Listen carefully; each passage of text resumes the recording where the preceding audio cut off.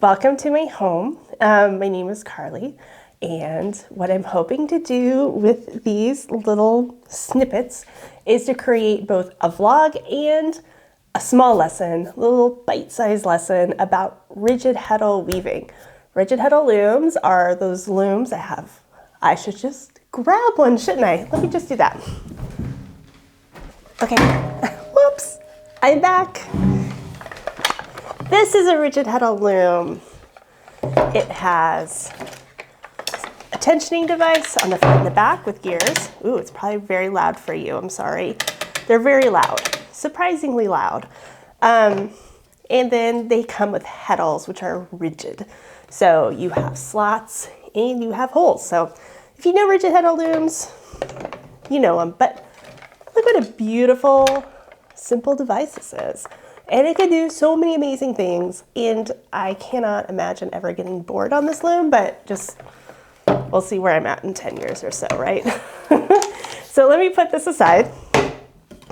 And this is the other thing I love about it too, is it's just so small, just goes in the closet. But I can make clothes, and I can make blankets, and all this stuff that's really handy. Okay, so since this is my first time doing this, I'm gonna do a quick introduction. I run a company called Love Like Salt, and Love Like Salt has traditionally been my food photography business. So I have a degree in fiber arts from Western Washington University, which is fiber as fine art. So really delving deeply into what art is, art versus craft. I mean, I spent like years in that headspace. And when I got out of college, I was like, I could go in and become a professor maybe. I didn't really know what to do with it in terms of like making money. So I worked in restaurants. So I was restaurant manager. Yeah, so that happened. And then when I had babies, I ended up working in an office doing restaurant marketing. And through that, I ended up taking photos of food and really enjoyed that and built a small business around that. And so that's kind of my day job. I'm in the process of splitting my businesses. So I'm gonna have food on CJ and Eat, and fiber art and weaving is gonna stick with Love Like Salt. So there's a whole story about Love Like Salt. We'll tell that on a different episode. So, okay.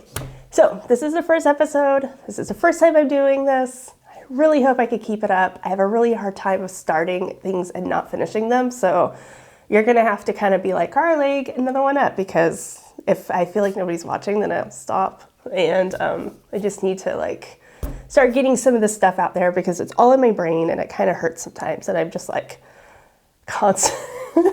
poor people who meet me, because I'm like, okay, do you know what I'm doing? You know, I just get really excited about it. So first off, I think the way we'll format this is I'm gonna talk about what I'm just finished and what I'm working on. So we'll just jump into this. I just finished, this is a painted warp scarf. So it is a point twill that I did with 2 heddles. What I think is cool is one side of it shows the warp a whole lot, and the other side of it shows the weft. And the weft was sort of purpley, so it kind of dulls down all those colors. This was extremely fun. I really hope somebody buys it. I hope some non-weaving muggle out there is just like, I want that magical thing. I also finished up this scarf, which I think is pretty lovely. I hope it doesn't hit the microphone. Oops, I won't breathe into it. But anyway, this one just went up in my shop too. And it is a 3-shaft twill, and 3-shaft twills, similar to this one, they end up having 2 sides. So I've got one side that's more blue. This is warp-faced, and this is weft-faced. Everything is hand-dyed. Both of these are totally hand-dyed. This is also, it ends with some hand-dyed tencel, that rayon is kind of silky. And the rest of it is a superwash merino, which I also dyed. It's actually this merino, same stuff, lace weight merino.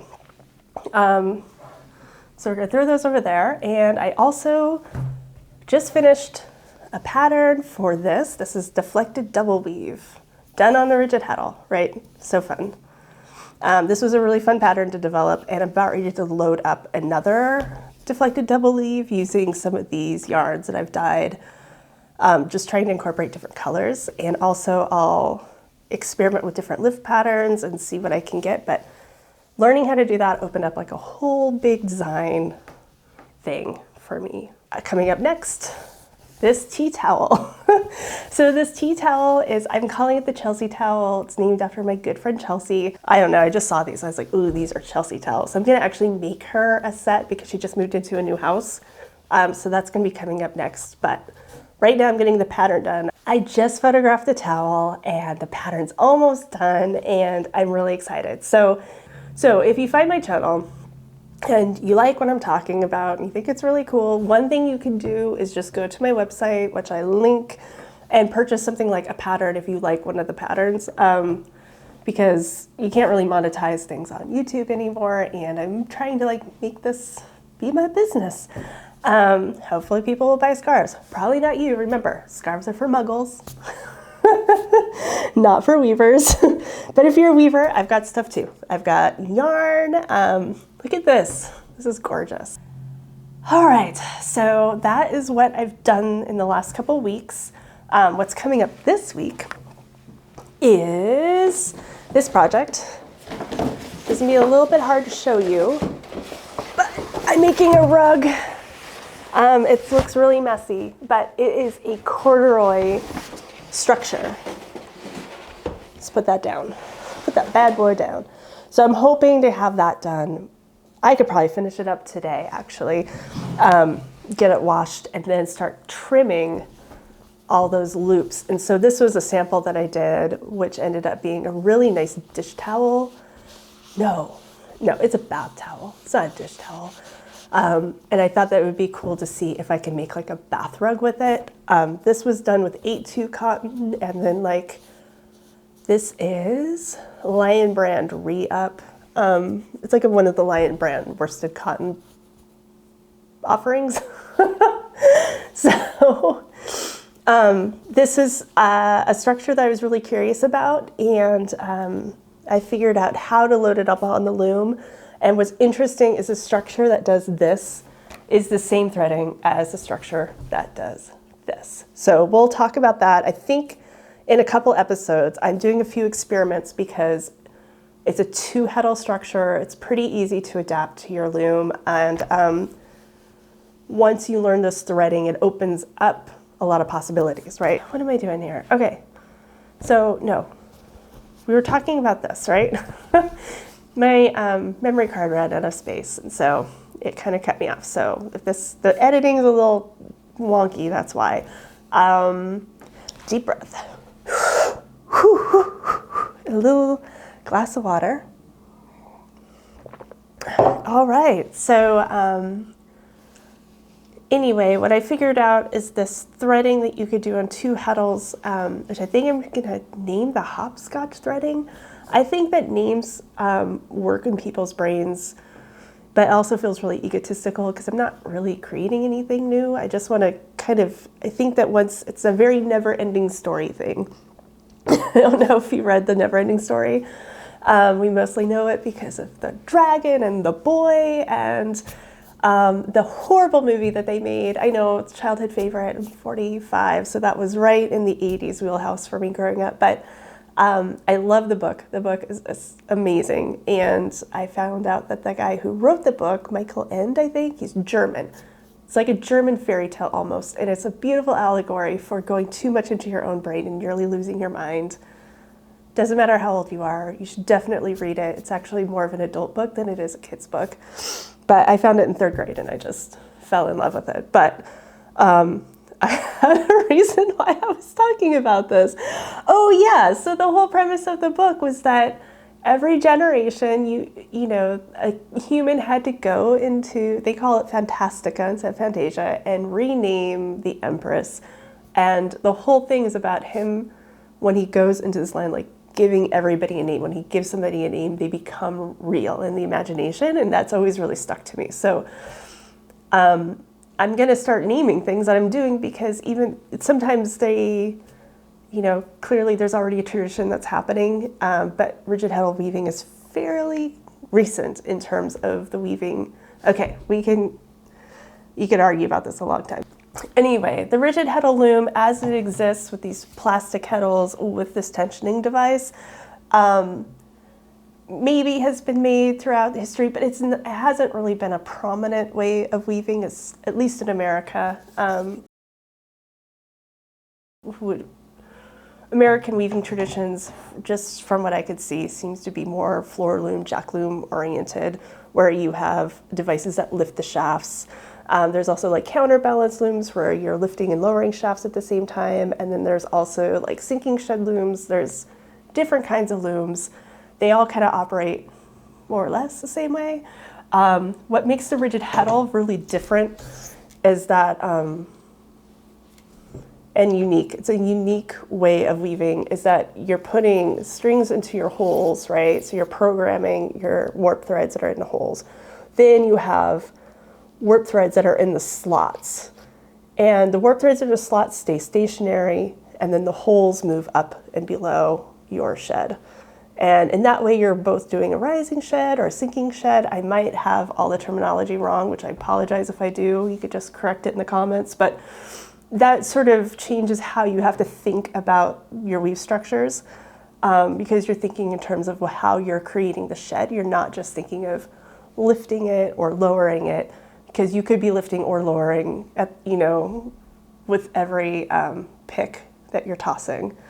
So that makes structures on the rigid heddle loom different, which is kind of why I'm starting to focus, instead of looking at something like this, Anne Dixon's Hand Weaver's Directory, which is a really good book to get, especially if you're interested in learning the different kinds of structures, like what is a twill, what is a lace, what's Swedish lace, what's spot Bronson. Like, if you're interested in that and want to kind of wrap your head around it, this is a really good book to start with. There's like 600 weaves for 4-shaft looms. But transferring this book to the rigid heddle is, I don't know exactly how to say it, but it's not always a one-to-one translation, because you have sheds that are sinking and lowering, you have the ability to add pickup sticks. There's just a lot of different, the way that you weave on a rigid heddle loom, you need to translate it. And since the rigid heddle loom as it is a fairly recent invention, I think,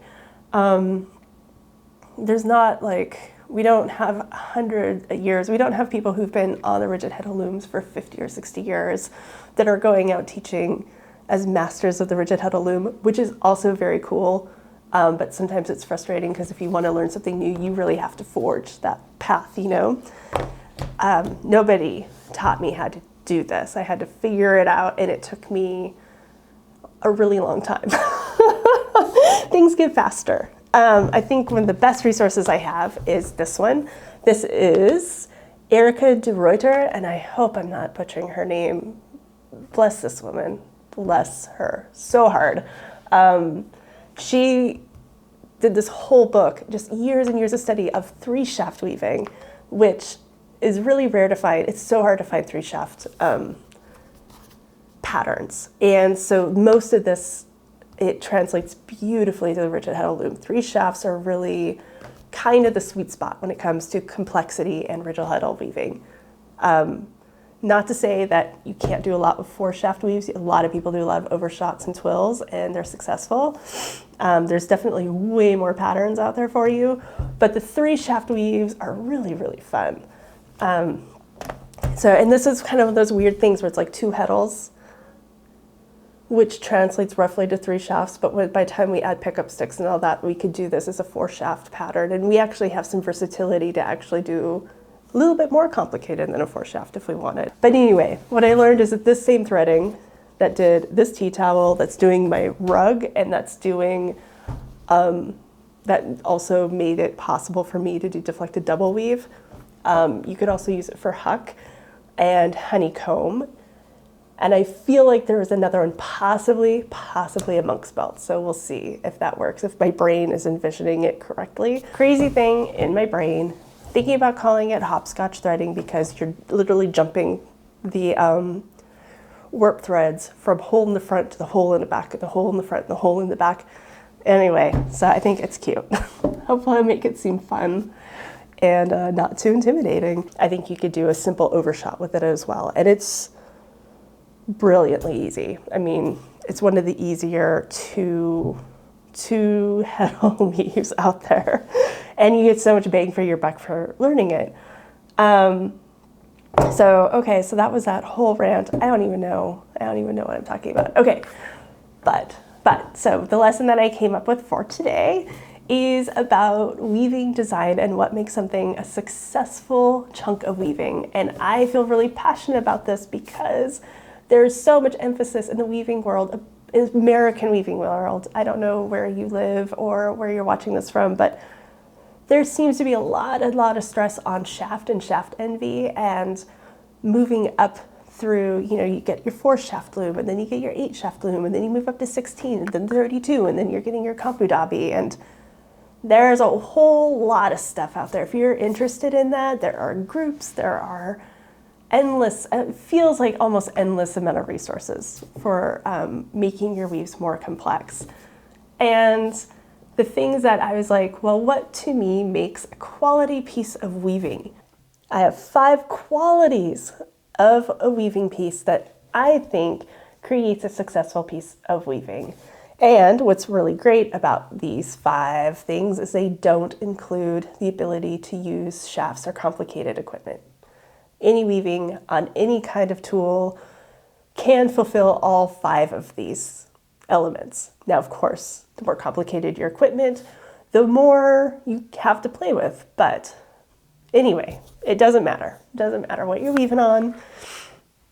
From the simplest looms, backstrap looms, to the most complicated kombudabi, although backstrap looms are a little complicated.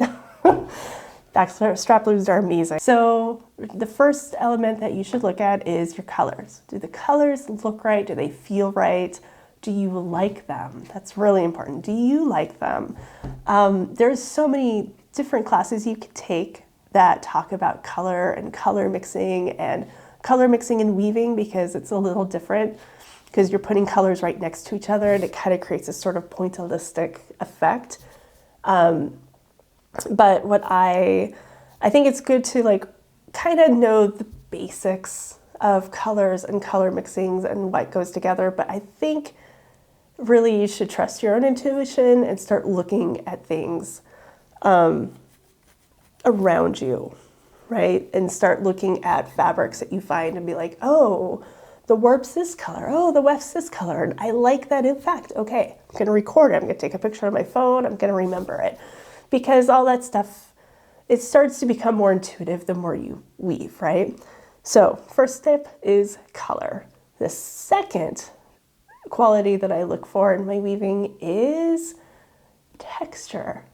So texture is like, is it soft? Is the yarn crisp? Is it firm? Is it puffy? Is it ethereal? Is it cobwebby?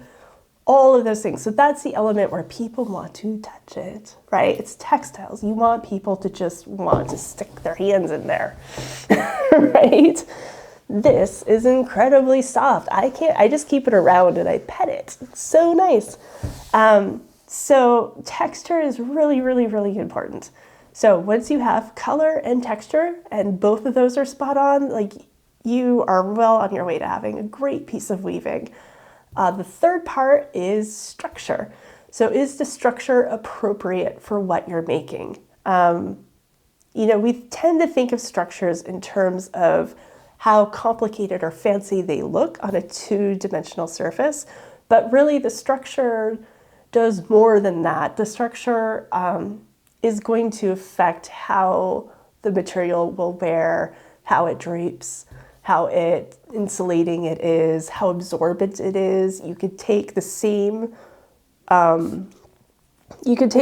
cotton and weave it in 2 different structures, and it will impact the absorbency. So structure is its own area of study, and that goes beyond fancy twills. It goes beyond the graphic element of the structure. There's also purposes to structure as well. So one of the things about rigid heddle looms, a lot of times you're going to be doing a 3-shaft twill, which means that you can't ever do a balanced twill. You can't ever lift 2 and lower 2, and you can't do plain weave, right? But one of the things that's really cool about that is that you end up with this thing, see how this is so warp-faced. And the side is weft-faced, like we discussed before. Like, imagine the fun things you could play with. You could do something really soft and silky on your warp and have a soft, silky inside.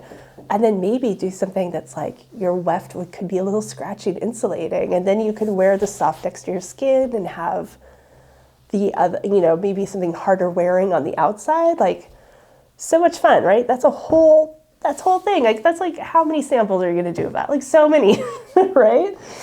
And that's just one structure. So those are three. So you've got color, texture, structure. The fourth is, I had this in my hand. I should have made a thing, drape. The fourth is drape. So some of these kind of fit together. Your texture, structure, and drape are all going to kind of interplay a little bit, right? Color is not really going to affect your drape all that much, although the drape could affect how you perceive the color. So that's something to think about. But sometimes you might want to have a weaving that's very firm and very tightly woven, like a tapestry. Okay, wait, I had to come back as we're talking about, about drape. So this is a piece of crockenbrugd. You know, it's the Scandinavian, very Scandinavian weft-face weave. This was done on a rose path twill pattern on 2 heddles. So this is fun. So it's like this and this are the same structure. The drape is different, right? This is very weft-faced. It's very firm. It's going to be a great, be a terrible scarf. I use it to hold my water glasses, but it could make a really good rug, right? So drape is really important. So the fifth element that I like to look at is its functionality. Is it the right weaving in the right purpose?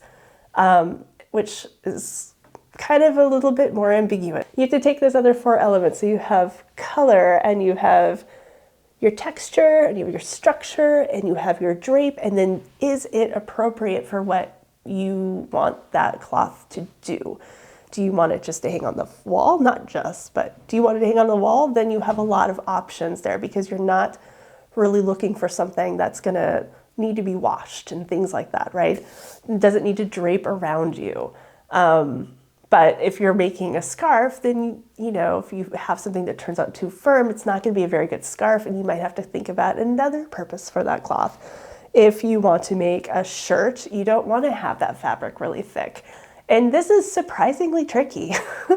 I would think that it's a very easy thing to do, but it is kind of hard to figure out, you know, what your cloth is going to do in the end, because that's going to impact like how much of it you actually make, and if you want to repeat that project again. So, you know, just for example, let's assess this sample that I did. So this corduroy sample took me, I want to say maybe 3 or 4 tries to actually finally get a texture where it's like, oh, okay, great. It was definitely a, you know, just using scraps that I had. So the colors, they're fun. I mean, it's cute, but I wouldn't say this is the final color that I would do for this project. Not even this project, that's not the final color. I'm just sort of trying to get through my stock. It's more of a, what are they called? What do you say? What do we call them? It's a stash buster, right? Stash busters, sometimes you're just like going through it, and you can learn a lot of stuff by busting your stash and just doing a bunch of different colors together you would never put together, right? But I think the colors work. I think that they're cute. I don't really want them in my house. They're not really my thing, but I could also see putting this into a store with these color palettes and having it do okay. So color's okay. Yeah, how about the texture? It is so touchable. It's so touchable. I just wish you could touch it. It feels so good. So the texture's spot on. This is what I want on this piece. The third part is the structure. Yeah, and I think that this structure is really appropriate for the purpose. It's double-sided. It has like a pile on one side, and it does not have a pile on the other side. It's been through the wash, it's sturdy. The structure is doing exactly what it needs to do with this piece of fabric. What I'm testing is just to see if I move the structure to something bigger, if I'll be able to get the same impact and effect. So this project is basically like a big old sample. I just went with it. I was like, I'm just gonna do it. Because every pattern that I make actually takes me like 5 different tries. So, you know, I have to like think about it. I have to get the first version on, learn some mistakes, get a second version on, get some more mistakes, and get a third version on, right? This is the 3rd version. This is my 4th version. And if this doesn't work, then we have to do another iteration past that. So hopefully this is gonna work, right? Okay, so structure, totally spot on. Drape for a hand towel. This is a totally appropriate drape for a hand towel. This could also possibly work for like a robe if you wanted to do something like a really soft, but it's a little heavy. So the drape might be sort of up in the air how that would work. But I think it could possibly work for making a really cozy robe. Can you imagine having that inside in there and having it all like against your skin and then having this nice smooth on the outside? Like you could do something like that, right? So I think the drape is really good. And then purpose. So this is kind of open-ended. Like I said, the purpose can be, it's good for a face cloth. I'd say it could be good for apparel. It could be good just to hold, you know, you could use it as a coaster, but it's not going to be as like nice as, you know, this nice Crooked Brook coaster. It's all floppy. So maybe not so much for a coaster. And, you know, I don't know, maybe it could be a rug. I think it's a little too flimsy to be a rug. That's why I went with the 8.4 instead of the 8.2. So I think a little too light for a rug. So let's bring it all in. In order to make this a perfect thing, oh, the size isn't quite right, but I would want to have it as like an actual hand towel so you could dry your hands. So for everything that I've assessed with this little small sample, I would come up with a different color scheme. I would change the size. And those are kind of the only 2 things, which is pretty cool. So that is it. That's 5 ways that you can assess your weaving that have nothing to do with how many shafts you have. Now, of course, you know, if I got a more intense loom, like a rug making loom, I would be more successful at making rugs. Or if I was, you know, really into creating very fine weaves, I would want to get up to like an 8 shaft loom. But I'm not going to do that. I'm going to just stick with this loom. But if you're thinking to yourself, what's next? Like I've made a few tea towels and, you know, I got my first project on and I feel like I'm getting it. Those are things that you can start to challenge yourself with. Start to put together some color challenges. Make a color gamp. I think I've got a color gamp in here. Yeah. So maybe take all of your yarns and make a gamp with it and see how they interconnect, right? This is just with Lunatic Fringe. 8-2, yeah. 10-2 mercerized cotton. Doubled in a 12.5 Heddle, and it actually makes a pretty square weave. Sometimes it's hard to get nice square weaves on your rigid Heddle because you just don't have as much control over your picks per inch, right? I feel like I'm selling you the rigid Heddle and not selling you the rigid Heddle at the same time. But so you could start playing with color. You could start playing with different textures. So you might just only be working with in plain weave. You might only have a 7.5, 8 EPI Heddle, but what textures can you put on that Heddle? How does something like a thin cotton that's maybe doubled or tripled into those holes, you know, and slots react differently than maybe a puffy cotton or a mohair? What's the other one? Drape. You know, start to challenge yourself to make different kinds of draping materials for different functions. Your 5th one, right? Maybe sometimes I'll be like, my goal is with this year, I want to figure out how to use my rigid Heddle to create a blouse material that is lighter and less like bulky and hand woven, right? And that's something I'm still working with. And a lot of times that is just plain weave. You know, I'm not doing anything special. What I'm doing is I'm looking at my yarns and I'm trying to figure out how I could get a more fashionable weave, I think, with my rigid Heddle that doesn't look too yarny or too bulky. And there's different ways you can do that. You could start, I don't know, we'll do a whole another episode on that one. So I think that that's it. Thank you so much if you watched this. Okay, so I think that is it. I hope I didn't go on too many tangents. I hope you learned just a little bit of something. I think next week, let's talk about linen. Yeah, let's talk about linen. I'm gonna be warping up this sucker of a loom right here, and I don't know. Do we want to talk about linen? I've done some linen stuff. Have done some linen stuff. This is like a bunch of linen lace things that I've done, and I like it, and I kind of want to get through the rest of this linen. But I'm wondering if that's what is going to excite me. Yeah, ooh. We're gonna do a linen piece. This is what we're gonna do. We're gonna try color and weave huck with linen.